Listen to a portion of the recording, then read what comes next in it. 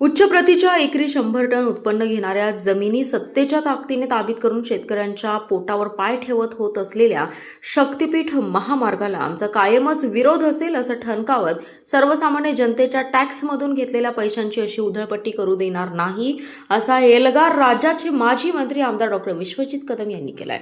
कडेगाव येथे शक्तीपीठ विरोधात पलूस व कडेगाव तालुक्यातील शक्तीपीठ बाधित शेतकऱ्यांच्या आयोजित मोर्चात ते बोलत होते।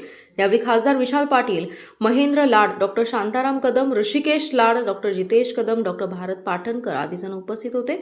यावेळी बोलताना आमदार डॉक्टर कदम म्हणाले, सरकारने कर्जमाफी, दुष्काळ अशा शेतकऱ्यांच्या समस्यांवर मार्ग काढणं अपेक्षित असताना शासन मात्र शेतकऱ्यांना वेठीस धरून त्यांच्या जमिनी ताब्यात घेण्याचं काम करते। लोकांना विश्वासात न घेता त्यांच्यावर हे लादलं जात आहे।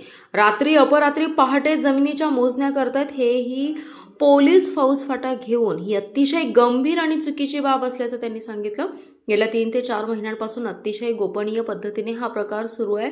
प्रशासन, शासन कोणत्याही प्रकारची माहिती देत नाही, अधिकारी काही बोलत नाहीत। शेतकऱ्यांना अंधारात ठेवून हे उद्योग का सुरू आहेत असा प्रश्नही त्यांनी उपस्थित केला।